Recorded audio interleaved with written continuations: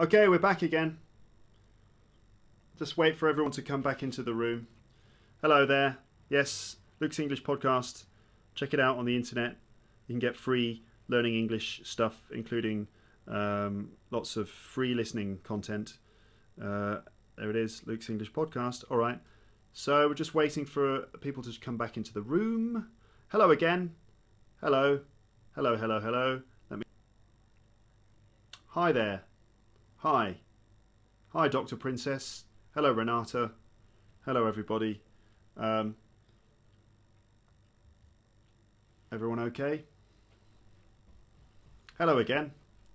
Hello, hello, hello, hello, hello, hello, hello. All right, so what's going on? Hello, Pavel. Hello, Gravy Zapper. Hello, Mia. Nice to have you here. So I'm in the middle of doing a live podcast recording.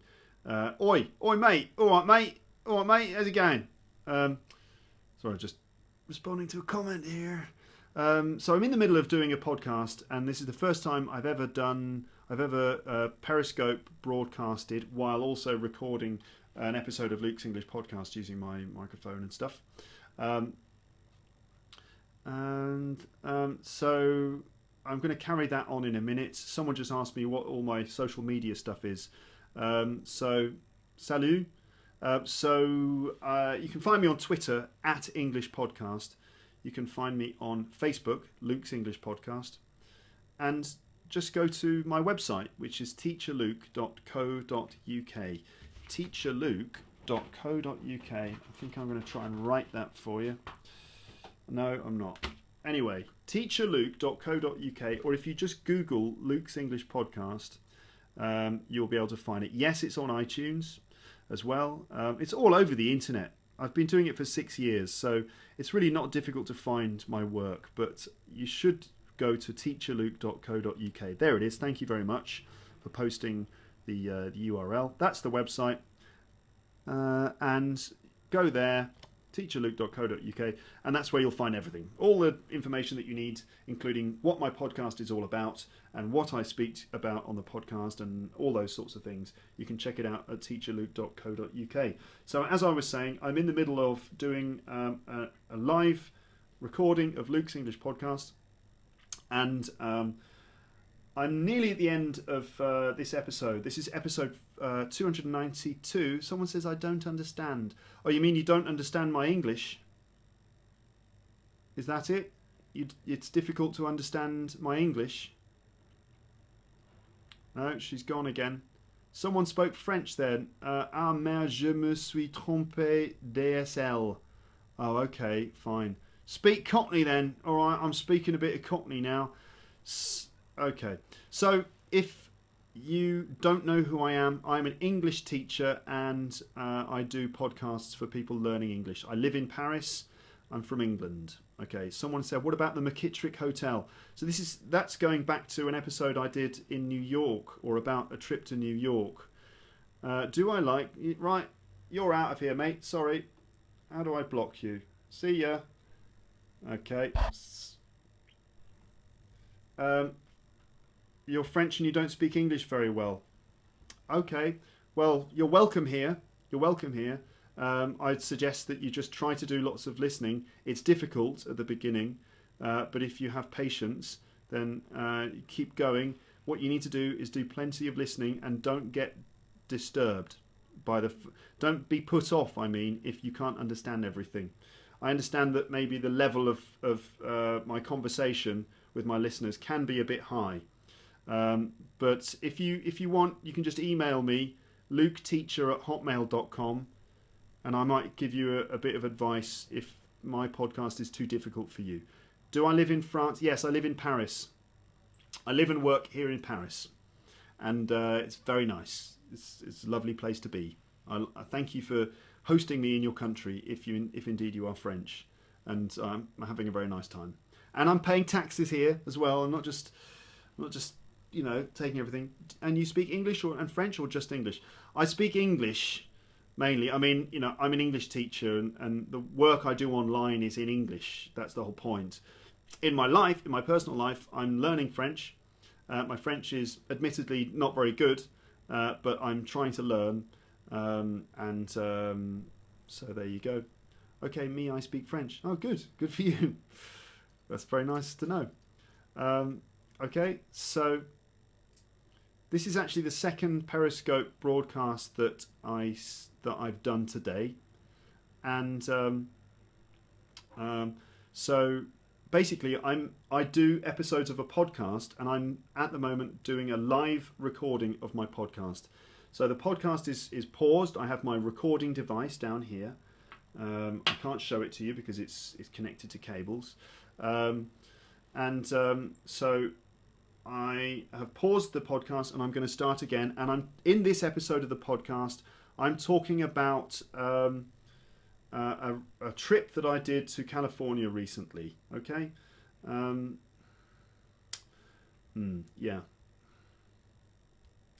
yeah. Okay, so I'm going to carry on.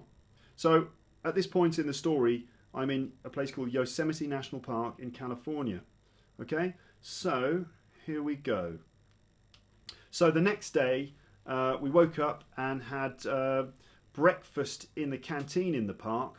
And then for that day, we decided to stay on the floor of the valley, and we rented bicycles. So we rode around on bicycles, and it was a very nice and comfortable way to enjoy spending time in Yosemite Park, to get used to the environment and just to take it easy a little bit. So we rode around on bikes, and there's a very nice, very convenient cycle path that takes you all the way around the valley, and you get views of the different granite rock formations and things, and you get to spend time in some of the meadows there, and you can spend time relaxing by the river and dip your feet into the water, and it's really, really nice.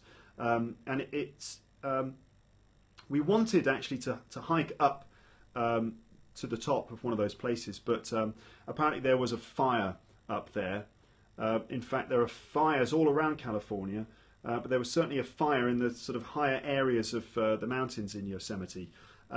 So we couldn't hike up there. But it did give me the desire to climb. Looking at all that granite really gave me the desire to climb, because I used to be a rock climber, and so that kind of gave me the desire to climb. Anyway, the bikes were a little bit awkward, very big beach cruiser type things. Mountain bikes would have been better. Still, it's very peaceful and incredibly fresh. The air is beautiful there. Sunshine and cycling are quite tiring, so in the end we ended up chilling out by the river. And okay, so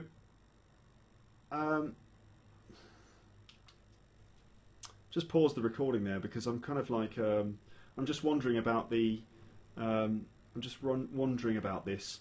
I think what I'm going to do actually is I'm going to talk to you on Periscope for about 10-15 minutes, and then I'm going to stop Periscope, and then I'm going to carry on doing the podcast, because it's actually a little bit tricky trying to do two at the same time. So I'm now talking to you on Periscope, so you have my attention. Someone asked me, is it expensive to rent bikes in Yosemite? Not really, no. I can't remember how much it was, but it wasn't outrageously expensive. Quite reasonable, really. Okay, yeah, so it's a nice idea to rent bikes there. It is indeed. So yeah, the podcast is on pause. I'll come back to that. So I'm going to get rid of this microphone. Yeah, and I guess that a lot of people who are looking at this Periscope, they don't really understand what I'm doing. So unless I'm talking to you directly, it might be a bit odd if I'm talking about America and Yosemite and stuff. So, right, so you got my attention. You can ask me questions or something for about 10 or 15 minutes, and then I think I'm going to eat my lunch, and then I'll finish off my episode of Luke's English Podcast, which hopefully I will upload onto the internet in a few days. So how many people in this Periscope room here, how many of you are French? Because being in Paris, I imagine that I have, there's 38 people here, but I wonder how many people are French. Because I'm based in Paris, and I think that maybe some people have found me because they're searching for teachers, or they've looked on the map and they're looking at me. So not anyone. Maybe all the French people who were here about 10 minutes ago, they've all disappeared. So we've got Italian people, Ukrainian, Czech. Great. It's always nice to have a wide selection of people. Someone from the Netherlands. That's great. Is Dork Dairy good for improved reading? What's Dork Dairy? Can you help with tickets to Manchester United game in Moscow? Away stand, preferably. I'm afraid not. Sorry. I'd love to help out with that. Poland, Russia, Germany, Argentina. Fantastic. Dork Dairy. I've never heard of Dork Dairy. It's a novel, is it? Don't know that. Chinese, Russian, Turkey. Fantastic. Representing different nations. That's really good. Okay. Do you have any questions for me other than that thing about Dork Dairy? Because I don't understand what that is. Sorry, you lost me on that one. Someone from the Ukraine. Saudi Arabia. Wow. Okay. Brazil. Excellent. How many people? You rock. Oh, thanks. You too. Michael X-Ray, which is quite a good name, I have to say. Have you ever been to Sicily? No, I've never been to Sicily. I would love to go, and it's just one of the many places that my wife and I would like to visit. Like Wimpy Kids. Still, no, you lost me on that one as well. Okay. Sicily, is that where you're based then?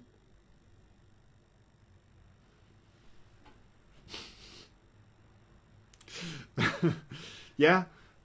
Alright. Right now. Okay. Yeah, I imagine Sicily is an extremely beautiful island with a lot of things going on. How's it going as a rookie husband? It's going okay at the moment. Everything seems to be going all right at this stage. We'll see how things go in the future. Small and little, could you get? I've lost. Those messages have gone. Someone asked me a question about what's the difference between small and little. In terms of meaning, I think they're pretty much exactly the same, except that in terms of usage, they can be used a little bit differently. So we tend to say a little bit, for example, or a little. It's a little cold. So you know, as adjectives, they're the same, but little sometimes is not an adjective. It can be, I guess, a determiner. So we say things are a little cold. So you can use it to grade an adjective.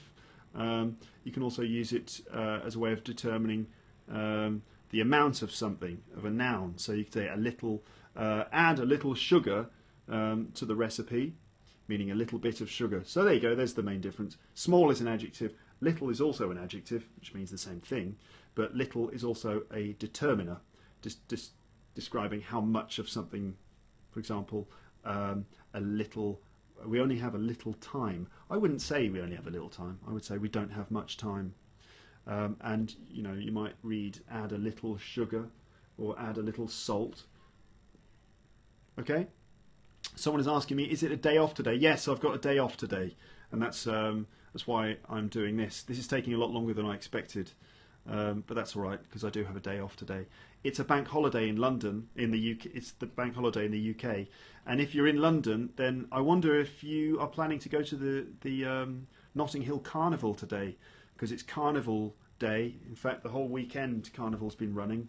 So if you're in London, I wonder if you're going to check out the Carnival. It's a really good thing. No, you said no. Why? Too noisy, too crowded? Why are you not going to go to Carnival? Just too much noise, too many people, I expect. It is a very crowded event. You're Brazilian. You're still allowed to go. You're still allowed to go to Carnival even if you're Brazilian. So you're Brazilian, so you're not in London then? I guess she's not in London. Oh, you have the best. Well, of course you have the best carnivals. But the Notting Hill Carnival is still good. I mean, it can't compare with the carnivals you have in Brazil, but it's still good. Someone's asked me what I'm doing in Paris. Well, I live here, and I'm married to a French woman, and I live here and I work here, and so I teach English at university, and I teach English at the British Council, and I just have my life here. So I'm not here on holiday. I now live here, and that can be complicated as an Englishman living in Paris. It's raining, is it? Sorry to hear that. I would apologise for the rain, but sorry, it's not my fault. That's what you get when you live in England. Sometimes it rains. Yes, sometimes. Well, quite a lot, I suppose. So why do we call it a bank holiday? Yeah, I've had this question before. I think that in the UK we call public holidays bank holidays because traditionally it was when the banks took a holiday and it just stuck, I suppose. Yeah. So someone's saying, you're going to settle down in Paris? It's a very good question. Very good question. We're not sure. We're not sure if we're going to settle here or if we're going to move back to the UK. Not entirely sure at this stage. Hey, Luck, thanks for your job. It's amazing and really helpful. You're welcome. You're welcome. My name's Luke, by the way, not Luck, but that's all right. I don't mind. Easy to make the mistake. Luke. But people call me Luck all the time. How did you two meet? Where was it? You need to listen to my episode about my wedding. I did an episode of the podcast called The Wedding Episode. It was quite recent. And I tell you the whole story there. Basically, we met in London. Paris or London? Which city is the best?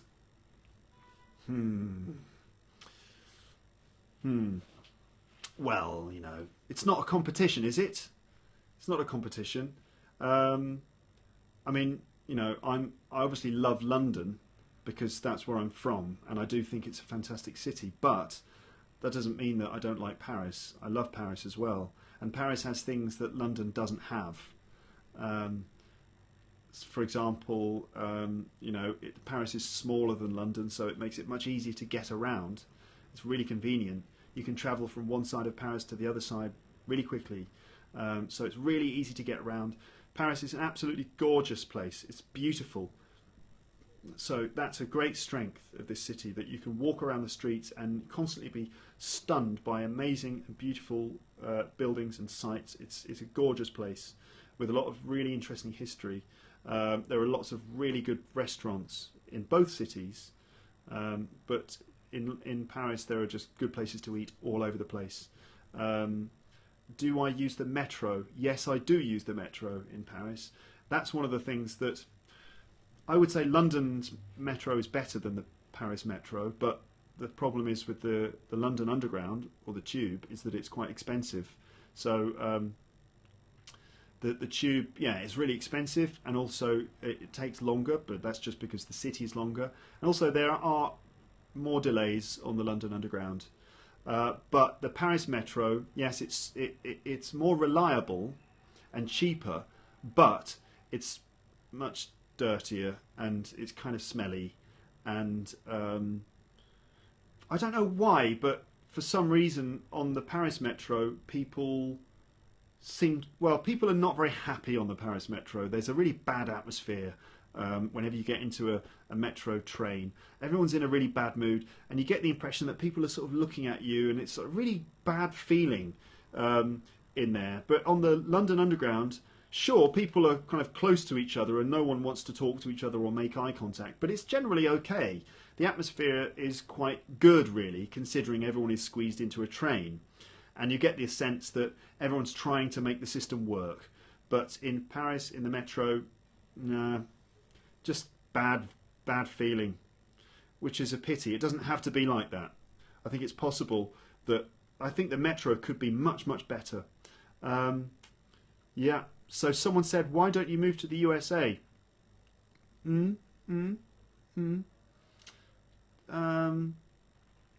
think the USA is a great place. I'm not sure if I'd want to live there forever. I think most of my family are here in this part of the world, so I think that's the main thing. Also, I don't know if I could handle living in the USA because it's just so, I don't know how to describe it. It's quite crazy, really, and I don't know. I don't know if I'd like to live in a place that has Donald Trump, even as a candidate for the presidency. I don't think I could stand it. So someone is asking me about the American accent. I don't mind the American accent. I think American accents are fine, really. Yeah. So that wouldn't bother me too much. Although, of course, I would miss lots of things about being back home in the UK. Lots of things that I love, like stuff like that. Someone is asking me, do you know Bernie Sanders? Yeah, I do know Bernie Sanders. Well, not personally, of course. But I was watching an interview with Bernie Sanders this morning on the internet. And Bernie Sanders seems to be a sort of left-wing presidential candidate. In fact, he is basically a left-wing presidential candidate. And, well, if you compare him to Donald Trump, then he's obviously totally reasonable. Someone is saying, move back to the UK. Yeah, maybe. Maybe. Would you like me to move back to the UK?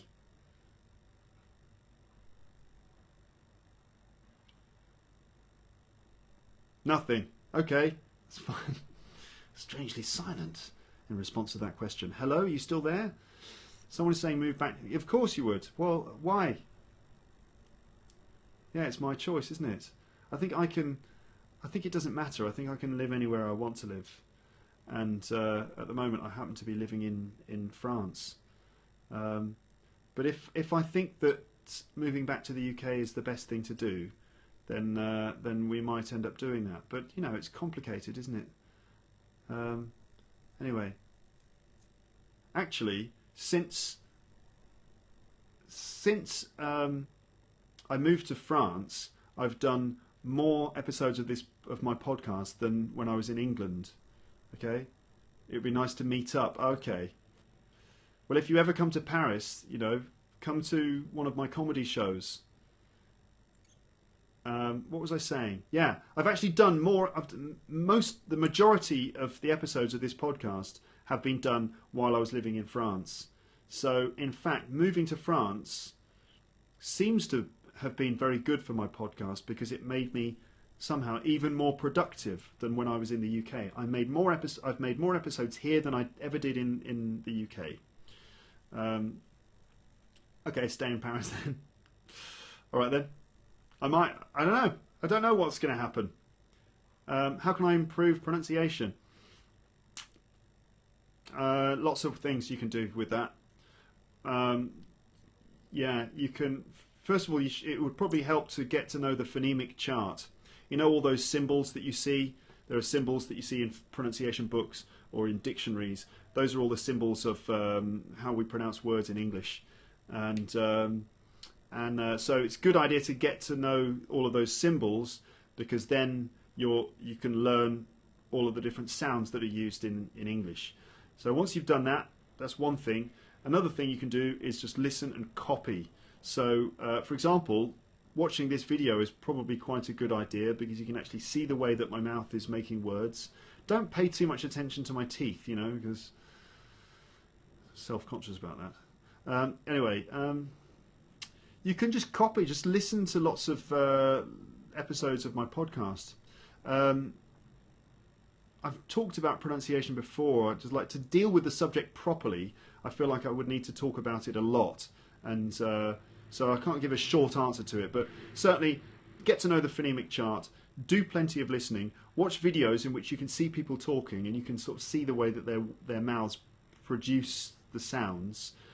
You can record yourself and listen back to yourself. Yes, watch television, so you can actually observe the way that English is used in context, and the way that, you know, the changes in voice are used to affect the meaning of what you're saying.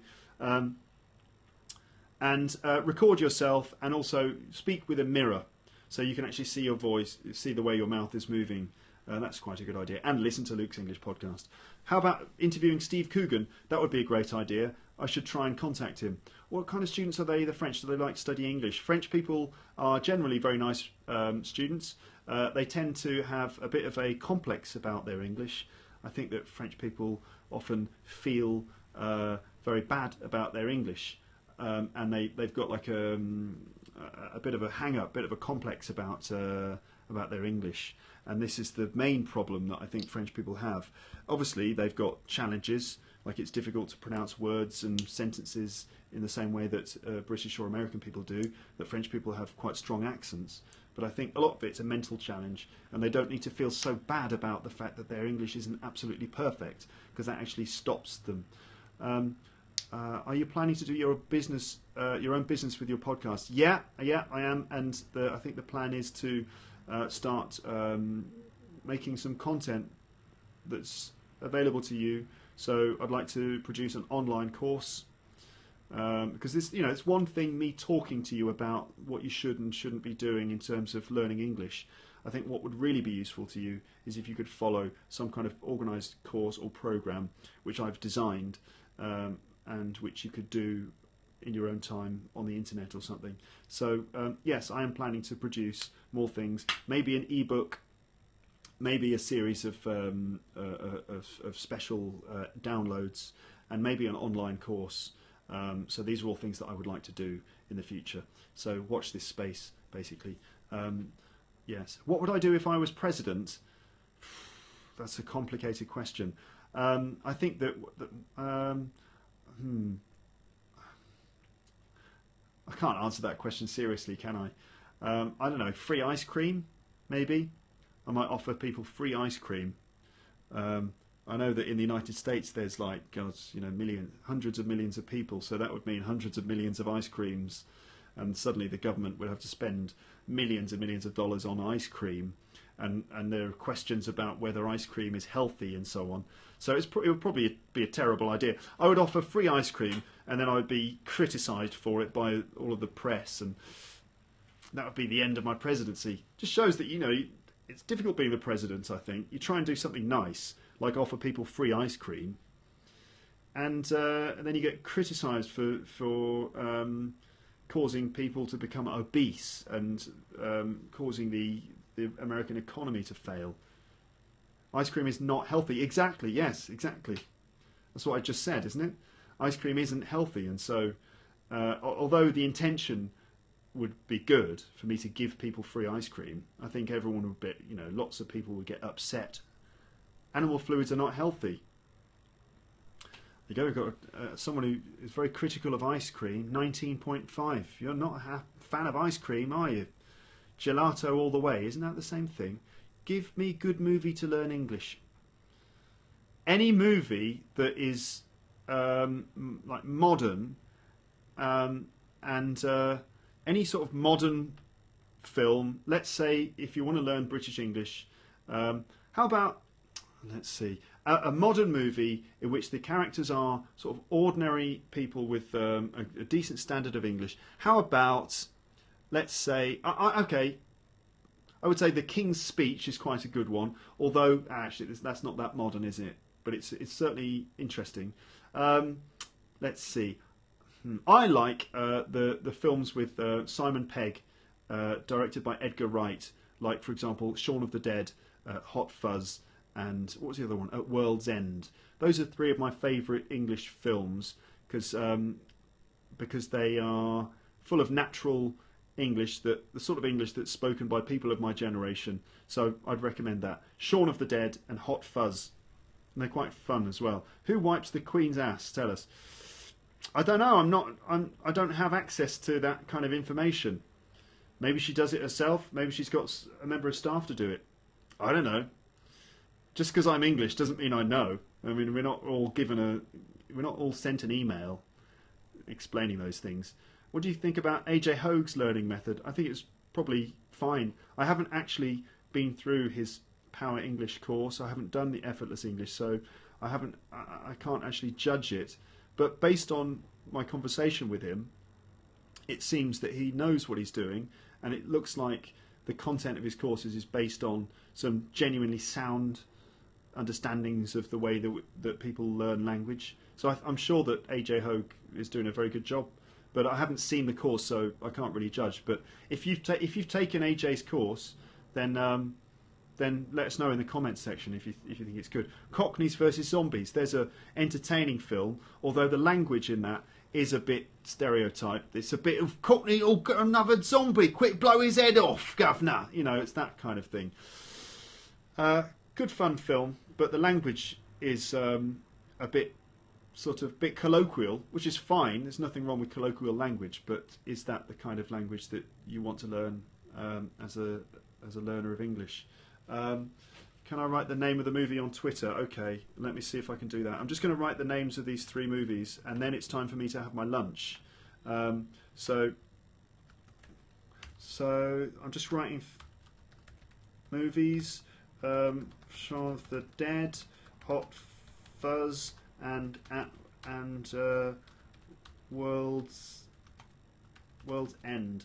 Okay, I've just written them on Twitter. I've just tweeted the name of three movies. Okay. All right then. So I think it's time for me to stop doing my Periscope because I'm hungry and I've got to eat my lunch. You see, because if I don't eat food, then I'll eventually I'll perish, which you wouldn't want that, would you? So that's it then. Basically, thanks very much for being in my Periscope. Thank you very much. Thanks, F Paolo 977. I will have a good lunch. What are you having for lunch? I don't know yet. I haven't decided. I don't know. I think I might. Don't eat animals. All right. Okay. We'll see. We'll see. Maybe I'll just have some cheese. Is that okay? Am I allowed to have cheese? Pasta. Yeah, I might get some pasta. There's a little boulangerie just around the corner, and they sell different types of pasta. So they do pasta with mushrooms. That's okay, isn't it? I can have that. Thanks for these videos. Have a good day. Thank you. You have a good day too. And enjoy whatever you're doing. Thanks very much. Oh, there's animal fluid in cheese. Oh my God. Mushrooms. They're all right, aren't they? I'll have some mushrooms then. Okay. Thanks for being part of my Periscope broadcast. And don't forget to visit my website, which is teacherluke.co.uk.